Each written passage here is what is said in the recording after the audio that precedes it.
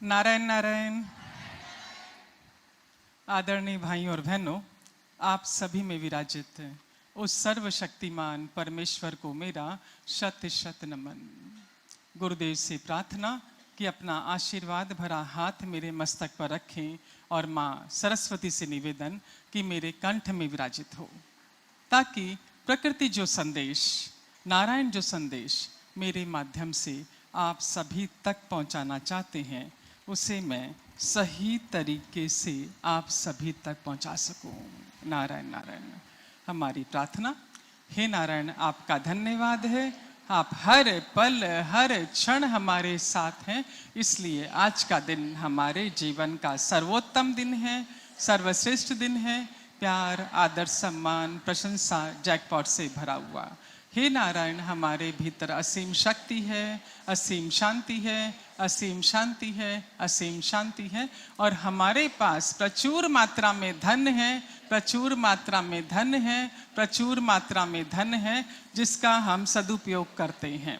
हमारे संपर्क में आने वाला हर व्यक्ति, वस्तु, जगह, परिस्थिति, वातावरण, समय, धन, मौसम, यातायात, जन्म कुंडली, सभी कुछ हमारे अनुकूल है। हम कृपाशाली हैं, हम भाग्यशाली हैं, हम पर नारायण की असीम कृपा है, असीम कृपा है, असीम कृपा है। हे नारायण, आपके आशीर्वाद से हमारा घर सुख, शांति, समृद्धि से भरा हुआ है और पूरी तरह सुरक्षित है। हम जीवन के हर क्षेत्र में सफल हैं, सफल हैं, सफल हैं। थमा दीजिए अपना हाथ नारायण के हाथ में, नारायण नारायण बोल दीजिए। नारायण को हाजिर मान और माँ सरस्वती का ध्यान कर सत्र की शुरुआत करते हैं। हमारा पिछला सप्ताह बीता त्योहारों के साथ। पहले धनतेरस, छोटी दीपावली, बड़ी दीपावली, फिर नया साल, फिर भाई दूज। लगातार त्योहार चलते रहे। वैसे तो हमारे भारत देश में बहुत सारे त्योहार मनाए जाते हैं, पर अधिकांश लोग ऐसे हैं जो सारे के सारे त्योहार नहीं मनाते। लेकिन जो पिछले सप्ताह जो त्योहार गए, ये निश्चित है कि हर एक व्यक्ति ने, जो हिंदू है, उसने तो ये त्योहार मनाया ही होगा, और बहुत भाव और चाव के साथ। कारण स्पष्ट है कि इस त्योहार के साथ जुड़ा हुआ है हमारा समृद्धि, सुख, शांति, समृद्धि इस त्योहार के साथ जुड़ी हुई है। इसलिए हम लोग इस त्योहार को बहुत चाव और भाव के साथ मनाते हैं, अपनी अपनी सामर्थ्य के अनुसार मनाते हैं। क्यों? क्योंकि हमारे जीवन में सुख, शांति, समृद्धि आए। आपने पूजा की होगी, प्रार्थना किया होगा, जप किया होगा, कितना अभिषेक किया, कुछ कुछ किया होगा इन 5 दिनों में, ताकि समृद्धि घर आए। अध्यात्म गुरु राघव कहते हैं कि जो कुछ भी इन 5 दिनों में आपने किया, पूजा किया, हवन किया, प्रार्थना की, मंत्र जपे, जो भी कुछ किया आपने, ये आपने महज बीज बोया है, सुख, शांति, समृद्धि आपके जीवन में आए इसलिए। तो क्या सिर्फ बीज बो देने भर से आ जाता है क्या? काम हो जाता है क्या?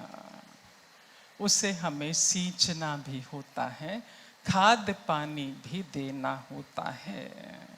तो किस तरह का खाद पानी आपको देना होगा, ये बताएंगे अध्यात्म मिश्र राघव, ताकि जो बीज आपने बोया है वो फलित हो। जिस भाव से बोया है, जिस कामना के साथ बोया है, वो कामना आपकी पूरी हो, फलदायी हो, और आप जो चाहते हैं उन चीजों को अपने जीवन में आकर्षित कर सकें।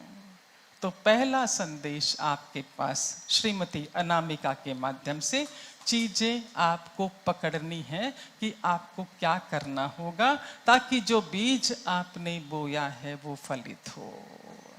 श्रीमती अनामिका लिखती है कि मेरा बेटा यश 11 महीने का हो चुका था। अगले महीने उसका जन्मदिन होना था, पहले साल का। हमारे परिवार ने निर्णय लिया कि यश का जन्मदिन बहुत जोरों के साथ हम सेलिब्रेट करेंगे। खैर, ये सेलिब्रेशन तो हमारे लिए होना था, क्योंकि वो तो भी बहुत छोटा था। जो ये निर्णय लिया गया कि अगले महीने यश का जन्मदिन जोरों के साथ मनाएंगे, तैयारियां शुरू हो गई। और मेरी सासू माँ ने तो एक नया ट्रेंड चालू कर दिया उसके बर्थडे के 20 दिन पहले से, कि रोज बाजार से एक कप केक खरीद के लाना, छोटा सा एक कैंडल लानी, और रात को डिनर के बाद डाइनिंग टेबल पर उस कप केक को रखना, उस पर मोमबत्ती रखनी, मोमबत्ती को जलाना, यश को लेना, उसे फूंक मारना सिखाना, उसे केक कट करना सिखाना। फिर पकड़ के केक काटा जाता, हम सब तालियां बजाते और म्यूजिक बजाया जाता, गाना बजाया जाता। माँ का ये कहना था कि इस तरह वो 20 दिन में एकदम एडजस्ट हो जाएगा, जब उसका बर्थडे मनाया जाएगा वो आसानी से फूंक भी मार पाएगा, केक भी काट पाएगा। लिखते अनामिका कि ये बात लगभग 25 साल पहले की है। आज मेरा यश 25 साल का हो चुका है, 25 साल पहले की है, पर आज भी हमें जो कि त्यों वो चीज़ें सारी याद हैं। उस वक्त जब हम केक काटते थे, कप केक काटते थे और जो आनंद लेते थे, उस वक्त की वो घटना हमें आज भी जो कि तो याद होने की वजह से हम आज भी उस घटना का उतना ही आनंद लेते हैं। आगे लिखते हैं अनामिका कि जो हमने यश का पहला जन्मदिन मनाया, इससे हमें बहुत कुछ सीखने मिला कि हमें परिवार के सदस्यों के साथ कैसे रहना चाहिए, कैसा व्यवहार करना चाहिए, साथ ही साथ समाज के प्रति हमारी क्या जिम्मेदारियां हैं, समाज को हम क्या सहयोग दे सकते हैं। खैर, यश का बर्थडे तो पहला बर्थडे तो बहुत जोरदार मना। आगे लिखती है अनामिका कि जब बर्थडे सेलिब्रेट करने के बाद हम घर पहुंचे तो यश के पापा और दादाजी पूरी तरह थक चुके थे। वो तो अपने अपने कमरों में जाके सो गए। बच्ची मैं, यश और उसकी दादी। यश शाम के वक्त पावर नैप ले चुका था, वो फ्रेश था, खेलने के मूड में था, और हम लोग भी अच्छे खासे, क्योंकि चूंकि बर्थडे पार्टी बहुत ग्रैंड सक्सेस रही थी, हम भी फ्रेश थे। मैंने और सासू माँ ने सोचा कि जो उपहार मिले हैं सारे खोल के देखते हैं किसने क्या क्या दिया। सारे खिलौने खोले गए। सारे खिलौने खुलने के बाद पूरे कमरे में खिलौने फैले हुए थे और ऐसा लग रहा था जैसे कोई हम खिलौनों की दुकान के बीच बैठे हुए हों। अब बचे लिफाफे, जो कैश लिफाफे यश के हाथ में लोग थमा कर गए थे। वो पूरा बंडल मेरी सासू माँ के हाथ में था। मेरी सासू माँ एक पेपर लेकर आई, पेन लेकर आई और मेरे हाथ में थमा दिया। खुद लिफाफों को खोलती और मुझसे नाम बताते कि इसने इतना रुपया दिया है, तुम लिखती जाओ। मैं लिखती जा रही थी। जब सारे लिफाफे खुल गए, अच्छा खासा बंडल नोटों का जमा हो गया, तब उसमें रबर लगा के मेरी सासू माँ ने मेरे हाथ में थमा दिया कि तुमको जो करना है करो, ये नोट रखो। मैं सोचने लगी क्या करूं। सामने ही एक गुल्लक पड़ी थी स्कूल बस के शेप की, येलो रंग की। मैंने माँ से पूछा इसमें रुपया डाल दूं क्या, ताकि यश का रुपया इसमें जमा होता चला जाएगा। बोला हाँ। अब हमने तीनों ने मिलकर नोट मोड़ना शुरू किया और उसमें डालना शुरू किया। पूरे रुपए उसमें भर दिए गए। इसके बाद तो एक रीत से चली गई हमारे घर, चल पड़ी हमारे घर में कि जब भी यश के हाथ में कोई भी पैसे थमा के जाता, उसके हाथ से हम लेते और उसकी मिनी बस बैंक यानी गुल्लक में डाल देते। थोड़ा सा यश बड़ा हुआ कि खुद ही जैसे उसे पैसे मिलता, भागकर खुद ही अपने गुल्लक में पैसा जमा कर देता। लिखते आगे अनामिका कि मुझे आज भी अच्छी तरह याद है कि जब यश 3 साल का था, उसके दादाजी ने उसके हाथ में रुपए पकड़ाए।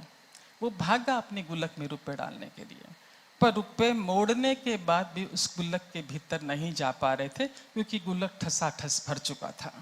मैंने माँ से पूछा अब क्या करना चाहिए। बोला खोलो और निकाल लो। पूरा पूरा गुल्लक चाबी से खोला गया, उसमें से सारे नोट निकाले गए और पूरा अंबार लग गया नोटों का। इतने सारे नोट थे। मेरे ससुर जी ने नोटों को बड़े जतन से सीधा किया। 1000 का नोट, 500 का नोट, पूरे बंडल बनाए, रबर लगाया, मेरे हाथ में थमा दिया। सामने गुल्लक थी, मेरे हाथ में नोटों का बंडल था। मुझे अपना बचपन याद आ गया। लिखती अनामिका कि जब भारत आजाद हुआ था, मेरे पिताजी पाकिस्तान से भारत लौट आए थे अपने परिवार के साथ, और उस वक्त कुछ भी नहीं था मेरे पिताजी के पास। रातों रात वे बेघर हो गए थे। अक्सर मेरे पिताजी बताया करते थे कि कैसे रात रात भर लैंप पोस्ट के नीचे बैठकर वो पढ़ाई करते थे और किस तरह उन्होंने इतनी मेहनत करके इंजीनियरिंग की डिग्री हासिल की। न सिर्फ खुद ने मेहनत करके खुद की पढ़ाई पूरी की, अपने भाई बहनों को भी पढ़ाया। लिखती है अनामिका कि मेरे पिताजी एजुकेशन को बहुत अधिक महत्व देते थे। उनका कहना था कि एक एजुकेशन ही ऐसी चीज है जो जीवन सजाती है, संवारती है, सुंदर बनाती है। मुझे आज भी अच्छे से याद है, लिखती है अनामिका कि मुझे आज भी अच्छे से याद है जब हम छोटे छोटे थे, हमारे घर जब कोई मेहमान आता, मेरी मासी आती, मेरी मामी आती, चाची आती और हमारे हाथ में रुपया थमा के जाती, तो झट वो रुपया हमसे ले लिया जाता और एक बटवे में जमा कर दिया जाता। फिर ये पैसा काम आता गरीब बच्चों की एजुकेशन की फंडिंग करने में। जो हमारे हेल्पर्स होते, हेल्पर के बच्चे, वॉचमैन के बच्चे, पोस्टमैन के बच्चे, उस पैसों से उन बच्चों को पढ़ाया जाता। मेरे पिताजी इतने पर्टिकुलर थे उन एजुकेशन के प्रति कि जो हेल्पर के बच्चों की फीस भरवाने की जब बात आती, खुद जाते स्कूल में फीस भरवा के आते और पूरे साल उन बच्चों पर निगरानी रखते कि कैसी उनकी ग्रोथ चल रही है, उनको और क्या क्या चीज़ों की ज़रूरत है। और मुझे वो दृश्य आज भी अच्छे से याद, लिखती है अनामिका, कि मेरी माँ कैसे समर वेकेशन में डजन डजन भर यूनिफॉर्म खरीद के लाया करती उन हेल्पर्स के बच्चों को देने के लिए। बंडल की बंडल बुक्स हमारे घर में आती, किसके लिए? उन बच्चों की एजुकेशन के लिए। ऐसे वातावरण में मैं पली बढ़ी। मैंने ये बात जब अपनी सासू माँ को बताई, लिखती है अनामिका, कि जब मैंने अपनी सासू माँ को बताई कि कैसे वातावरण में हम एजुकेशन के वातावरण में पले बड़े हैं, ये सुनकर उन्हें बड़ा अच्छा लगा। उनका ये कहना था कि तुम भी ऐसा कोई अच्छा काम करो, गरीब बच्चों को पढ़ाओ, तुम्हारे हाथ में बच्चों पैसे हैं हाथ में देने के लिए। उन्होंने अपने बेटे यानी यश के पापा को भी इसके लिए तैयार कर लिया। उन्होंने भी हामी भर दी। मैं तो खैर ऐसे वातावरण में पली बड़ी थी। यश के दादाजी को पूछा गया, उन्होंने भी अपनी हामी दर्शा दी। अब सबसे पहला हमारा काम था कि हम कौन से स्कूल से संपर्क करें ताकि बच्चों की एजुकेशन के लिए वहाँ पर पैसा जमा कराया जा सके। सबसे पहले हमने हमारे फैमिली डॉक्टर हरी से संपर्क किया, जिन्होंने कुछ समय पहले ही हमारे घर के नज़दीक एक इंटरनेशनल लेवल का स्कूल खोला था। मैं और यश के पापा वहाँ पर गए, उन्हें अपनी मंशा बताई कि हम बच्चों को पढ़ाना चाहते हैं, स्कॉलरशिप देके स्पॉन्सर करना चाहते हैं। सुनकर बड़े खुश हुए। बोले यदि आप स्पॉन्सर करेंगे तो कोई गरीब बच्चा भी इंटरनेशनल लेवल के स्कूल में पढ़ाई पूरी कर लेगा। और इसके बाद उन्होंने पूरी स्कूल की जो व्यवस्था थी, अपनी सारा सिस्टम बताए, व्यवस्था बताई कि कैसे कैसे किन किन बच्चों को वो स्पॉन्सर करते हैं और कैसे स्कॉलरशिप उनके स्कूल में दी जाती है। उन्होंने जो सिस्टम अपने स्कूल का बताया, हमें वो चीज़ें समझ में आई, स्वीकार भी हुई, हमने उन्हें आम भी बढ़ती और इस तरह हमारी एजुकेशन यात्रा, लिखती है अनामिका, शुरू हो गई। अब हर महीने स्कूल में पैसे डाले जाते और हर साल समर वेकेशन के वक्त एक त्योहार सा मनाया जाता। हम सारे परिवार के सदस्य एक जगह बैठते, यश के दादाजी, यश की दादी, मैं, यश और उसके पापा, और वो गुल्लक खोला जाता, सारे रुपए निकाले जाते, उन रुपयों को गिना जाता, यश के गुल्लक में कितने रुपए निकले उन रुपयों को गिना जाता।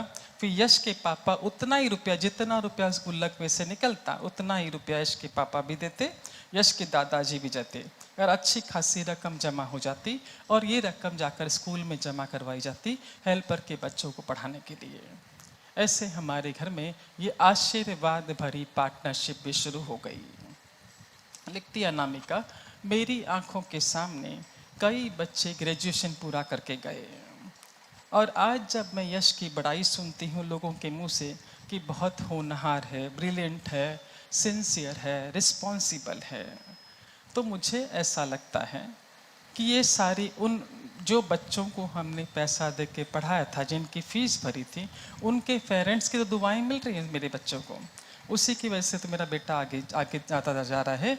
यही देख देख के मैं सोच रही हूँ कि जो अच्छे कार्य हम करते हैं वो इस तरह हमारी ज़िंदगी में फलित होते नजर आते हैं। ये तो थी अनामिका की कहानी कि किस तरह का खाद पानी उसने डाला जो फलित होता चला गया। अब सुनते हैं मिस्टर अरुण के माध्यम से।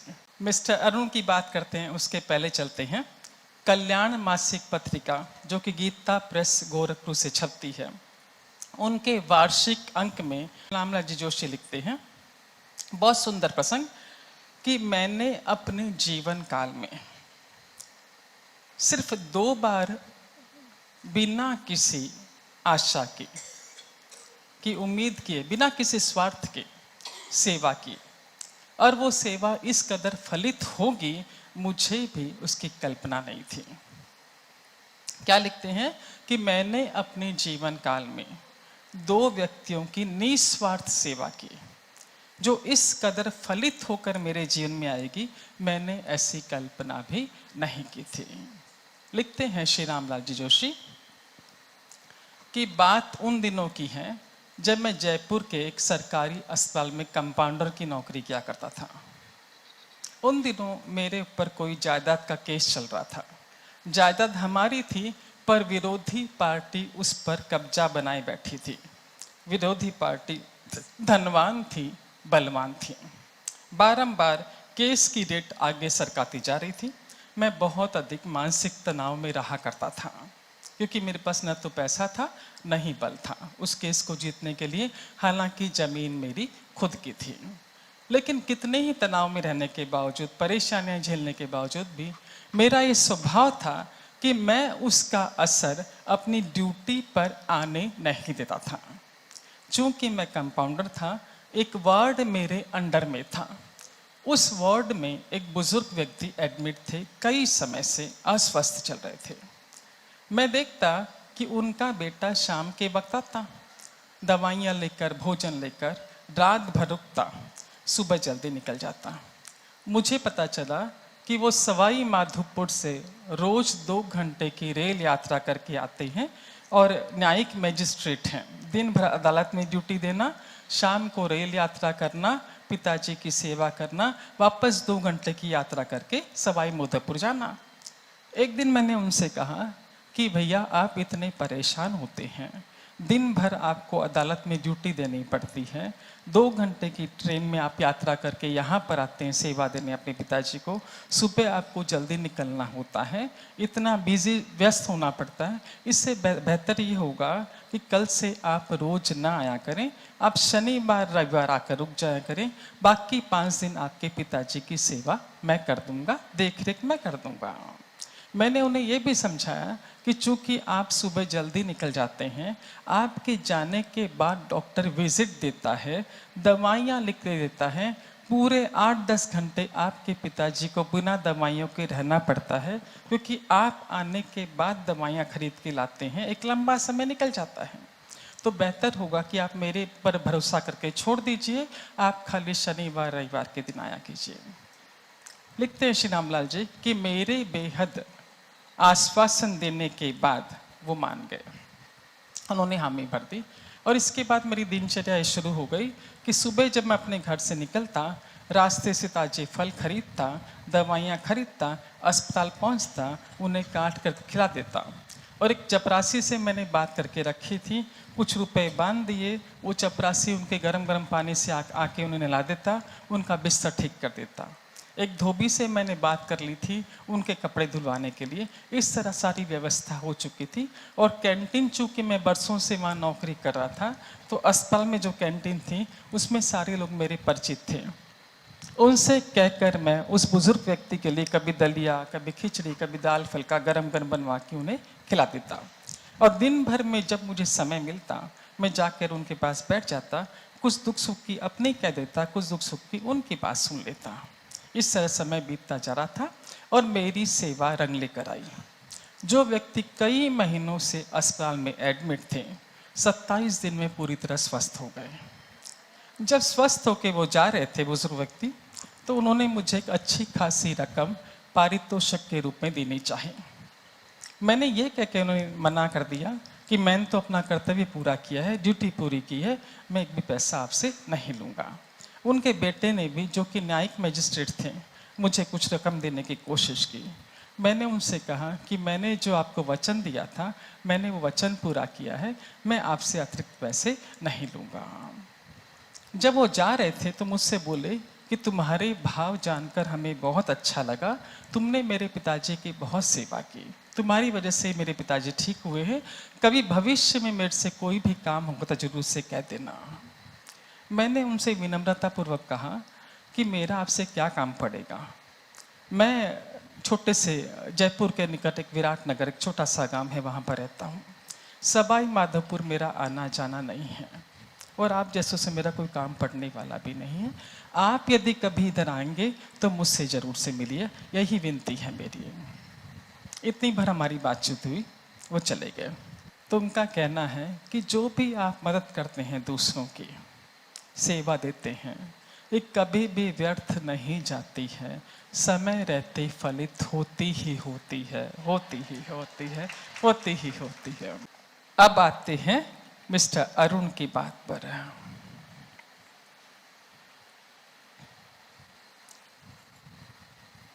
मिस्टर अरुण लिखते हैं कि जो ही मैंने अपनी उच्च शिक्षा पूरी की, मुझे दिल्ली में एक बहुत बढ़िया नौकरी मिल गई। मैं मुंबई का रहने वाला, अब मुझे मुंबई छोड़कर दिल्ली शिफ्ट होना था। ऐसा नहीं है कि कभी मैं मुंबई से बाहर नहीं गया, बहुत बार जा चुका हूं मुंबई के बाहर, पर इस बार मुझे एक लंबे समय के लिए जाना होगा, अपने घर को छोड़कर, अपने माता पिता को छोड़कर, अपना जॉब ज्वाइन करने के लिए। जब मैं दिल्ली पहुंचा, मैं बहुत अधिक एक्साइटेड था अपने लिए घर देखने के लिए, घर का सामान खरीदने के लिए। और विशेष एक्साइटेड इसलिए भी था, उत्साहित इसलिए भी था कि मुझे कोई रोका टोकी करने वाला नहीं था। जैसा मैं चाहूँ मैं वैसा कर सकता था। पर सामान खरीदते वक्त, घर मैंने ले लिया भाड़े पर, सामान खरीदते वक्त मुझे एक बात का जरूर एहसास हुआ कि आज तक मैं कितनी सारी चीज़ों को टेकन फॉर ग्रांटेड ले रहा था। क्योंकि अब जो सामान मैं खरीदता, मुझे पता था कि जो सामान मैं खरीदूंगा संभाल के भी मुझे ही रखना होगा, जो घर में मैं इतना संभाल के नहीं रखता था। नए घर में शिफ्ट होने के बाद सबसे बड़ी समस्या जो मेरे सामने आई, वो आई भोजन की। क्योंकि मुझे भोजन पकाना नहीं आता था। या तो बाहर जाके होटल में खा कर आओ या पार्सल लेकर आओ। लिखते हैं मिस्टर अरुण कि मैं उन दिनों की बात करना हूँ जब इंटरनेट की व्यवस्था नहीं थी, न ही ऐसा कोई ऐप था कि आप ऑर्डर कर दीजिए घर में भोजन आ जाएगा। भोजन करना है बाहर जाके ही करना होता था या पार्सल लेकर घर आओ। आगे लिखते मिस्टर अरुण कि जब मैं मुंबई से दिल्ली के लिए रवाना हो रहा था, मेरे पिताजी ने मुझे एक फ़ोन नंबर दिया था हमारे दूर के परिचित का, जो कि दिल्ली में ही रहते थे, और मुझसे कहा था कि उनसे संपर्क करना, उनसे मिल के जरूर आना। और बारंबार जितनी बार मुंबई से फ़ोन आता, उतनी बार मेरे पिताजी मुझे इंसिस्ट करते, दबाव डालते कि उन्हें फ़ोन करो, उनसे मिल कर आओ। एक दिन की बात, मैंने उन्हें फ़ोन किया जो दूर के परिचित थे। फ़ोन पर उन्होंने मुझसे बहुत प्यार से बातचीत की और मुझे वीकेंड यानी रविवार के दिन आने का निमंत्रण भी दे दिया घर आने के लिए। मेरा मन, लिखते हैं आगे मिस्टर अरुण, कि मेरा मन बिल्कुल भी उनके घर जाने का नहीं था। क्योंकि एक तो उनका घर बहुत दूर था, दूसरा बहुत दूर के परिचित थे, मैं तो उन्हें जानता भी नहीं था। पर चूंकि पिताजी के दबाव डालने पर मैं उनके घर के लिए रवाना हुआ, लोकल बस पकड़ी, उनके घर पहुंचा। और जब उनके घर पहुंचा, उन्होंने बहुत प्रेम से आवभगत की, बहुत अच्छा वेलकम किया। और मैंने देखा कि बहुत बड़ा परिवार एक साथ रहता है, बूढ़े माता पिता, उनके 3 बेटे, उनकी पत्नियां, उनके बच्चे, पूरा परिवार एक साथ रहता था। देखकर मुझे अच्छा भी लगा। थोड़ी देर उन्होंने इधर उधर की बातें की, इसके बाद मुझे अपने साथ डिनर करने का न्योता दिया। मैं संकोच में था, मैंने मना कर दिया, पर वो दबाव डालने लगे तो मैं उनके साथ टेबल पर भोजन करने बैठा। जो ही थाली मेरी परोसी गई, मैं खुश हो गया कि आज मुझे घर का बना खाना खाने मिलेगा, बहुत दिनों बाद। अभी तक तो होटल का ही चल रहा था। और खाना परोसते वक्त मैंने उनमें खासियतें देखी कि भोजन तो घर का बना हुआ था ही था, जिस मनुहार के साथ, जिस प्यार के साथ वो भोजन परोस रहे थे, मैं भीतर से आभार से भरा जा रहा था, खुशी से भरा जा रहा था। मुझे ऐसा लग रहा था कि खड़ा हूं, इनसे गले मिलूं और जोर से रो। इतना प्यार मुझे यहाँ पर मिलेगा, मुझे इसका अंदाजा नहीं था। बहुत प्यार के साथ, मनुहार के साथ उन्होंने मुझे भोजन करवाया। और मैं बैठा बैठा सोच रहा था कि इतने प्यार, इतना मनोहार लोग जता रहे हैं, मैं इन्हें रिटर्न कैसे करूँगा। मैं बोलने में इतना स्मार्ट, पर उस वक्त तो मेरी बोली पर भी ताला लग चुका था। मैं उन्हें धन्यवाद भी नहीं बोल पा रहा था जो आप वक्त उन्होंने मेरी की थी। बस भीतर से आभार से भरा हुआ था। जब मैं वहाँ से बाहर निकल रहा था, अपने घर के लिए रवाना हो रहा था, उन्होंने एक अच्छा खासा पार्सल भी हमें भर के दिया कि तुम अकेले रहते हो, बैचलर हो, ये भी खा लेना, ये भी खा लेना। खूब सारा खाने का सामान मुझे साथ में बांध कर दिया। लिखते हैं मिस्टर अरुण कि जब मैं वहाँ से घर के लिए रवाना हुआ, बारंबार रास्ते भर में सोच रहा था कि जो अच्छाई उन्होंने मेरे साथ बरती, उस अच्छाई को मैं रिटर्न कैसे करूंगा, बदला कैसे चुकाऊंगा इसका। रास्ते बस सोचते हुए अपने घर पहुंचा। कई दिनों तक मेरे जेहन में वही बातें रही कि उस अच्छाई को मैं रिटर्न कैसे करूं, पर मुझे मौका बदला देने का नहीं मिला। 2 साल दिल्ली में रहने के बाद मेरा ट्रांसफ़र वापस मुंबई हो गया। मैं मुंबई आ गया। 3-4 साल मुंबई में रहने के बाद दोबारा मेरा दिल्ली जाने का काम बना। वापस मुझे नया जॉब वहाँ पर मिल गया। इस बार जब मैं दिल्ली गया तो मेरी पत्नी के साथ और छोटे से बेटे के साथ, मेरी शादी हो चुकी थी, पत्नी और बेटे के साथ मैं दिल्ली पहुँचा। साल भर ही मुझे दिल्ली पहुँचे हुए हो गए कि एक दिन पिताजी का फ़ोन आया कि हमारे कॉम्प्लेक्स में मुंबई में एक दूर के परिचित रहते हैं, वो दिल्ली आने वाले हैं, तो उनके साथ कोई सामान तुम्हें चाहिए तो भिजवा देता हूँ। जो ही मैंने सुना कि वहाँ से मुंबई से कोई दिल्ली आ रहा है, मैंने झट अपने पिताजी से उनके नंबर मांगे। फ़ोन नंबर लेके मैंने उन्हें फ़ोन किया कि आप जब दिल्ली आ रहे हैं तो आप मेरे यहाँ ही रुकेंगे। अगले ने मना कर दिया क्योंकि हमारा कोई उनसे विशेष परिचय नहीं था, खाली हमारे कॉम्प्लेक्स में रहते थे। पर वो जब आए दिल्ली तो तुरंत स्टेशन से सीधे मेरे घर ही आए मिलने के लिए, और मैंने उन्हें दबाव देके अपने घर ही रोक लिया।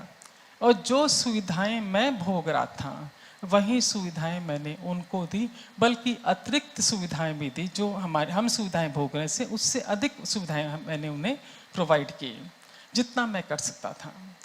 थोड़ा दिन हमारे यहाँ रुकने के बाद जब उनका बिजनेस सेट हो गया, उन्होंने अपने लिए घर खरीद लिया, वो मेरे यहाँ से शिफ्ट हो गए। जब वो जा रहे थे मैंने देखा कि उनकी आंखों में आंसू थे, आभार से भरे हुए। उनका ये कहना था कि मुझे तो उम्मीद ही नहीं थी कि आप लोग इतना अच्छा व्यवहार मेरे साथ करेंगे। आंखों में आंसू लिए वो निकला और उसने ये भी मुझसे कहा कि मैं तो आपको अपने पिताजी के रूप में देख रहा था, जिनकी कुछ समय पहले ही मृत्यु हुई थी। लिखते हैं मिस्टर अरुण कि जब वो हमारे घर से विदा हुआ, उसके विदा होने के बाद मुझे थोड़ी तसल्ली मिली, थोड़ी संतुष्टि मिली इस बात की कि जो अच्छाई मेरे साथ पहले बरती गई थी मिस्टर ए के द्वारा, जिसके घर में गया था डिनर के लिए, वो अच्छाई मैंने कम से कम किसी को तो लौटाई। आगे लिखते हैं मिस्टर अरुण कि ये 2 प्रसंग जो मेरे जीवन में घटित हुए कि मैं उनके घर गया, भोजन करके आया, इस व्यक्ति को मैंने घर में रखा, ये जो 2 प्रसंग मेरे जीवन में घटित हुए, उससे मुझे जो चीज़ें सीखने मिली वो ये कि मिस्टर ए जिनके घर में गया, जिन्होंने मेरे साथ बहुत अच्छाई भरा व्यवहार किया, डिनर भी करवाया, पार्सल दिया, बहुत मनोहार के साथ भोजन करवाया, मेरे साथ अच्छाई बरती। जो व्यक्ति हमारे साथ अच्छाई बरतता है, उसके साथ अच्छाई बरतना हमारे लिए बहुत आसान हो जाता है। पर हम अब जब इसके प्रति अच्छाई नहीं बरत पा रहे क्योंकि संपर्क में नहीं है, तो जरूरी नहीं जिन्होंने हमारे साथ अच्छाई बरती है उसी के साथ हमें अच्छाई बरतनी है। हम मिस्टर बी के साथ भी जिसे जरूरत है अच्छाई की, हम अच्छाई बरत सकते हैं। हमें अच्छाई की लाइन आगे बढ़ाते जाना है, रोक नहीं देना। यदि हम यहाँ पर पूर्ति नहीं कर पा रहे हैं, दूसरों के साथ बांटते चले जाना है। लिखते हैं मिस्टर अरुण कि जब मैंने ऐसा करना शुरू किया, अच्छाई आगे बढ़ाने शुरू की, मैंने देखा कि मेरा जीवन भरपूरता से भरता चला जा रहा है और सुंदर बनता जा रहा है और भरपूरता से भरा जा रहा है। अब तो मैं मौका देखता कि किस व्यक्ति को किस चीज़ की ज़रूरत है, मैं क्या मदद कर सकता हूँ। और जब मैं सामने वाले की मदद करता तो मैं देखता कि जब मैं सामने वाले की ज़रूरतें पूरी कर रहा हूँ, मेरी ज़रूरतें अपने आप ही पूरी होती चली जा रही हैं। लिखते हैं मिस्टर अरुण कि एक बात का मुझे और एहसास हुआ कि शायद इसलिए ईश्वर हमारी कुछ ज़रूरतें बाकी रख देता है ताकि हम दूसरों की ज़रूरतें पूरी करें तो वो हमारी ज़रूरतें पूरी कर सके। इसके बाद तो मैंने एक आदत डाली कि जिसको जिस चीज़ की ज़रूरत है मुझे मदद करनी ही करनी है, और मेरा जीवन और अधिक सुंदर होता चला गया। लिखते मिस्टर अरुण कि ये चीज़ तो मैंने आजमाई, साथ ही साथ मिस्टर जगन्नाथ से मैंने बहुत कुछ सीखा, जो चीज़ें अपने जीवन में ढालने के बाद मेरा जीवन और सुंदर होता चला गया। लिखते हैं मिस्टर अरुण आगे कि एक दिन की बात, मैं मॉर्निंग वॉक पर जा रहा था। सामने से हमारे कैंपस में रहने वाले मिस्टर जगन्नाथ भी आ रहे थे। वो आ रहे थे, मैं जा रहा था। आगे वॉक करते करते मैं सहज उनको देखकर बोला गुड मॉर्निंग सर, और आगे बढ़ गया। बिना उसके उत्तर की अपेक्षा किए हुए गुड मॉर्निंग कहते हुए आगे बढ़ गया। जब मैं आगे चला गया, उन्होंने मुझे आवाज़ देके वापस पीछे से बुलाया, नज़दीक बुलाया और मुझसे पूछा अरुण तुमने गुड मॉर्निंग किसको बोला, अपने आप को कि मुझे? बोला सर मैंने आपको बोला। तो बुदबुदा के क्यों बोला? जोर से बोलो ताकि तुम्हारे कानों में भी आवाज़ पड़े, तुम्हारा भी दिन अच्छा हो, सुंदर हो। खाली बुदबुदा के मत बोलो, दिल से बोलो, होठों से मत बोलो, ताकि वो शब्द तुम्हारे कानों में भी पड़े, तुम्हारा दिन भी अच्छा बने। ये चीज़ मुझे अच्छी लगी और हम उधर खड़े खड़े बात करने लगे आपस में मिस्टर जगन्नाथ के साथ। इतने में हमारे नज़दीक से सायरन बजाता हुआ एम्बुलेंस गया। जो ही हम बातचीत कर रहे थे, नज़दीक से एम्बुलेंस सायरन बजाता हुआ गया। झट जगन्नाथ जी ने बात करना रोक दिया और कहा अरुण अपन थोड़ी सी प्रार्थना कर लेते हैं, पता नहीं भीतर कौन पेशेंट है जो हमारी प्रार्थना से शायद स्वस्थ हो जाए। थोड़ी सी हमने प्रार्थना की। वो प्रार्थना होने के बाद मुझसे बोले कि उस पेशेंट के तो हमने प्रार्थना कर ली, उस रोगी के लिए तो, कि उसे ईश्वर स्वस्थ कर दे, पर उसके परिवार के सदस्य भी उसके साथ होंगे, उन पर क्या बीत रही होगी अगर परिवार का सदस्य इस तरह अस्वस्थ है। तो ईश्वर से प्रार्थना करते हैं कि उसके परिवार के सदस्यों को शक्ति दे, सामर्थ्य दे, शक्ति दे, सामर्थ्य। वापस प्रार्थना की। फिर जब अपनी बातें कर ही रहे थे हम लोग, इतने में एक स्कूल जाता बच्चा नज़दीक से जा रहा था। नमस्ते अंकल, उसने जगन्नाथ जी से कहा। जगन्नाथ जी ने उस बच्चे से कहा कि आज इतनी जल्दी कैसे जा रहे हो, तुम्हारा तो 11 बजे का स्कूल होता है। बोला अंकल आज मेरी एग्ज़ाम है। तो ठीक है तुम जाओ, विश यू गुड लक, तुम्हारे लिए हम प्रार्थना करेंगे कि तुम जितने मार्क्स चाहते तुम्हारे उतने मार्क्स आए, तुम जिस कॉलेज में एडमिशन चाहते तुम्हारा उस कॉलेज में एडमिशन हुआ है। उस बच्चे को आशीर्वाद दिया, उससे प्रार्थना की। मैं उनका रवैया देख रहा था, कैसे वो हर एक व्यक्ति के लिए प्रार्थना कर रहे थे। इसके बाद हम थोड़ा सा साथ साथ में वॉक करने लगे। रास्ते में वो दिवाली का समय, सब दिए के लिए बेचने वाले काउंटर खड़े थे, सब्जियों के लिए काउंटर खुलते जा रहे थे, सब स्टॉल बना रहे थे। और मैंने देखा जगन्नाथ हर व्यक्ति के लिए प्रार्थना करता जा रहा था कि जिस भाव से ये अपना स्टॉल खोल रहा है, इसका सामान खूब बिके, ईश्वर इसकी मदद कीजिए, इसे आशीर्वाद दीजिए, इस तरह। और मुझे भी सीखने बहुत कुछ मिल रहा था। लिखते हैं मिस्टर अरुण कि जो चीज़ें उस सुबह मैंने सीखी मिस्टर जगन्नाथ के से कि हर एक व्यक्ति के लिए हमें प्रार्थना करनी है, मैंने भी वो शुरू किया। और साथ ही साथ मुझे इस बात का भी एहसास हुआ कि आज यदि जगन्नाथ अच्छा जीवन जी रहा है तो क्यों जी रहा है, इतने लोगों के लिए जब वो प्रार्थना करता है तो क्या उसे वहाँ से आशीर्वाद नहीं मिलेगा क्या? तो आज हमने 3 प्रसंग सुने, अनामिका से, रामलाल जी जोशी से और मिस्टर अरुण से। अनामिका ने एजुकेशन यात्रा शुरू की, कैसे गरीब बच्चों को देना है। अध्यात्म मिस्टर राघव कहते हैं कि ठीक है, आप यदि हर बच्चे की फीस नहीं भर सकते, उतना सामर्थ्य नहीं है, पर जो कंट्रीब्यूशन आप कर सकते हैं अपनी सामर्थ्य के अनुसार उतना कीजिए। श्री रामलाल जी जोशी ने कहा किस तरह निस्वार्थ उन्होंने लोगों की सेवा की और किस तरह रिटर्न में उन्हें वो चीज़ें प्राप्त हुई। चूँकि कल्याण में प्रसंग था, प्रसंग सत्य घटित है। तीसरा मिस्टर अरुण कि जो व्यक्ति आपके साथ अच्छाई बरतता है, आपका मन करता है कि मैं बदले में भी अच्छाई बरतूं, कितना कुछ उसके लिए कर दूं, कई बार आपको मौका मिलता है, कई बार मौका नहीं भी मिलता, और जो व्यक्ति आपके लिए अच्छा करता है उसके लिए अच्छा करना आपके लिए बेहद आसान होता है। पर जरूरी नहीं जिस व्यक्ति ने आपके साथ अच्छाई बरती है वो अच्छाई हमें उसे ही लौटाना है। जिसे जरूरत है मदद की उसे मदद कीजिए और ये चेन आगे बढ़ाते रहिए। आप दूसरों की जरूरतें पूरी करते रहेंगे, ईश्वर आपकी जरूरतें पूरी करता रहेगा। तो ये खाद, ये बीज, जो बीज आपने रोपा था, बोया था, खाद पानी किस तरह देना है आप ये 3 प्रसंगों से अच्छी तरह समझ चुके हैं। अध्यात्म गुरु मिस्टर राघव कहते हैं कि जो कुछ भी आप जीवन में पाना चाहते हैं, क्योंकि सब हर व्यक्ति की कामनाएं अलग अलग है, तो एक रीत शुरू करते हैं। एक छोटी सी 100 पेज की आप नोटबुक खरीद लीजिएगा आज की आज, है ना। आज आपने तीनों स्टोरी में क्या देखा है? देना है, देना है, देना। तीनों कहानियां क्या कह रही थी आपसे? खाद पानी भी आप देते ही है ना, तब जाके वो आपको फलित होकर फल देता है। तो दिन भर रात को आपको उस नोटबुक में लिखना है कि दिन भर में आपने कितनों को क्या क्या दिया, चाहे शब्दों से दिया, चाहे वस्तु दी, चाहे और कुछ दिया, या प्रार्थना की आपने। दिन भर में और कुछ भी यदि नहीं कर सकते तो राघव कहते हैं कि एक चॉकलेट तो भी किसी को दीजिए, उतना तो भी दीजिए, उसमें लिखे कि आज मैंने ये किया है, दिया है अपने हाथों से। वो भी यदि आपसे नहीं हो पाता समझो तो किसी के लिए आपको प्रार्थना करनी है। जिसको भी आप लेंगे प्रार्थना करने के लिए आज 3 महीने तक उसी के लिए प्रार्थना करनी है।